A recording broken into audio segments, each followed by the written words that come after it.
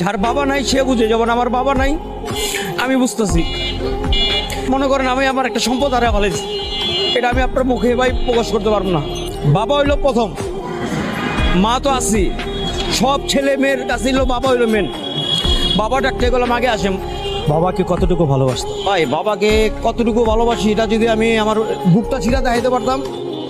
একটা মানুষ তার বাবারে কতটুকু ভালোবাসলে চোখের ভাড়ি এইভাবে ফালাইতে পারে।